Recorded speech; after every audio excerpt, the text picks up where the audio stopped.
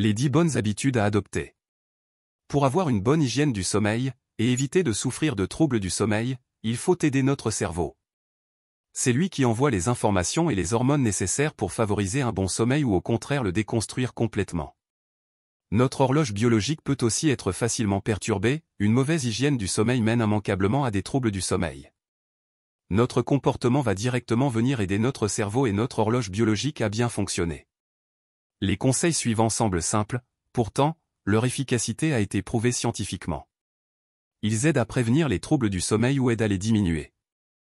À vous de jouer. 1. Horaire régulier de sommeil. Maintenez la plus grande régularité possible dans vos heures de sommeil. Réglez d'abord votre heure de lever et couchez-vous le soir lorsque vous ressentez le besoin de dormir. Même si c'est très tard dans la nuit, les heures de coucher finiront par se régulariser progressivement. 2. Exposition régulière à la lumière. La mélatonine, hormone qui favorise le sommeil, fuit la lumière. Votre horloge biologique répond très fortement à l'exposition à la lumière. Maintenez la plus grande régularité possible dans vos heures d'exposition à la lumière et à la noirceur. Exposez-vous le plus possible à la lumière solaire le jour. Dormez dans la noirceur et demeurez dans la lumière tamisée la nuit si vous sortez du lit. 1 heure avant de vous coucher, allumez les lumières indirectes plutôt que les plafonniers. Les écrans des ordinateurs, des iPads, des tablettes envoient une très forte lumière, et des études scientifiques ont démontré que cette exposition lumineuse suffit très largement à ralentir l'arrivée de la mélatonine, l'hormone qui doit vous plonger dans les bras de Morphée. Évitez donc de regarder vos courriels ou votre Facebook juste avant de vous coucher. Si vous vous réveillez en pleine nuit, même conseil. 3. Évitez de faire des siestes.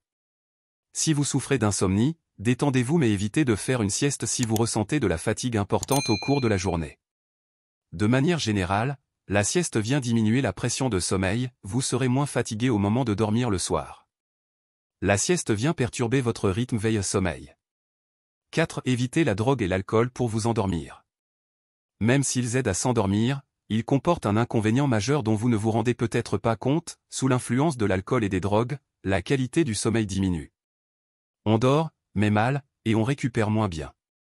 Il a été démontré par des polysomnographies, qu'en prenant des substances ou de l'alcool, les personnes s'endorment vite, mais leur sommeil est tout décousu et de très mauvaise qualité. Résultat, on se réveille fatigué et mal en point, même si on a dormi longtemps. 5. Ne restez pas dans votre lit.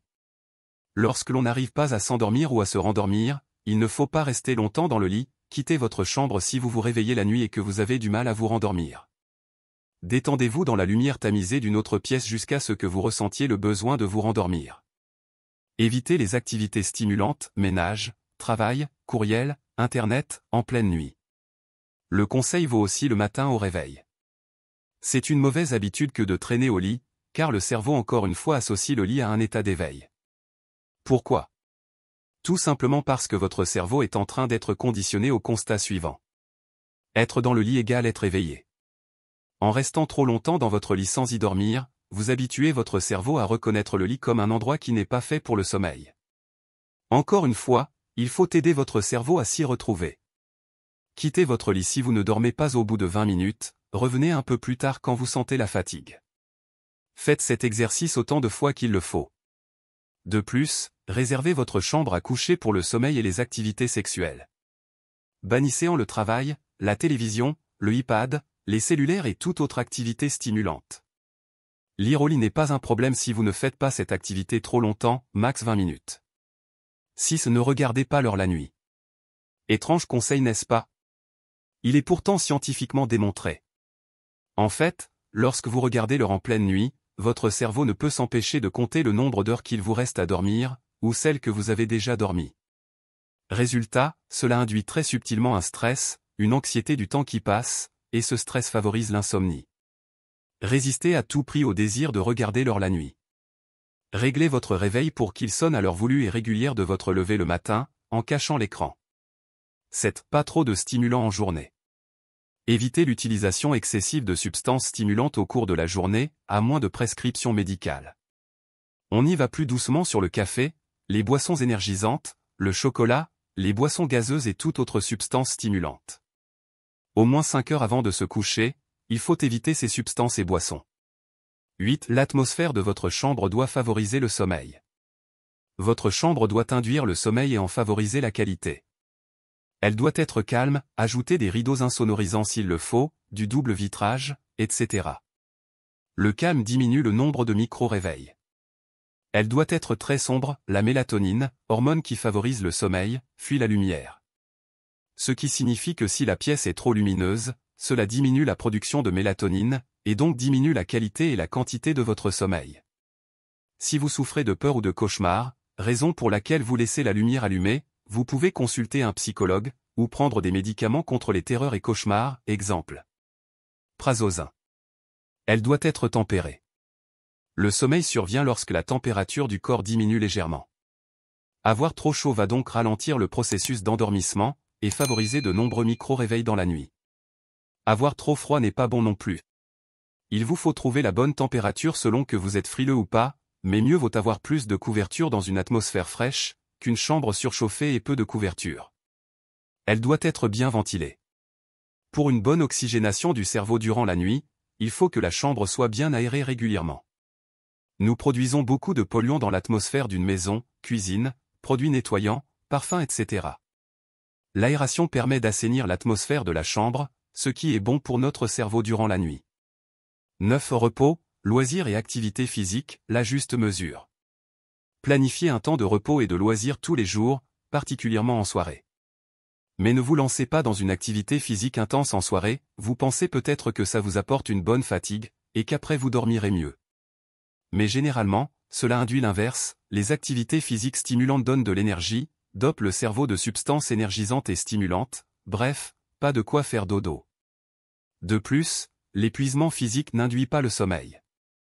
Très paradoxalement, on met plus de temps à s'endormir en étant épuisé. Dans les activités physiques, il faut trouver la juste mesure. Le soir, mieux vaut faire des activités de méditation, de yoga ou des activités tranquilles, exemple. Bricolage créatif, lecture. Cela dit, l'activité physique est essentielle à un bon sommeil. Cela permet d'oxygéner le cerveau et cela favorise une bonne santé générale. Les deux sont liés, le tout est de savoir quand le faire. 10. Saine habitude alimentaire. De manière générale, ce que l'on a dans le ventre a une influence directe sur la qualité de notre sommeil. Des aliments trop acides peuvent générer du reflux gastrique, induisant des brûlures de l'ésophage en position allongée. Des repas trop lourds vont empêcher le sommeil de venir, une fois allongé et prêt pour le sommeil, le processus digestif, commandé par l'horloge biologique, ralentit. Un système digestif au ralenti avec un ventre plein, ça fait mauvais ménage.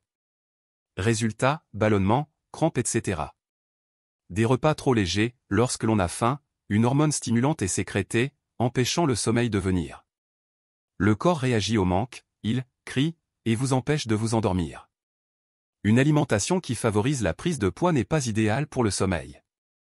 En effet, une prise de poids trop importante peut induire de l'apnée du sommeil par exemple. Une alimentation peu variée peut générer des carences en minéraux et vitamines, comme le magnésium, ce qui peut causer des crampes nocturnes, ou le fer, qui peut favoriser le syndrome des jambes sans repos.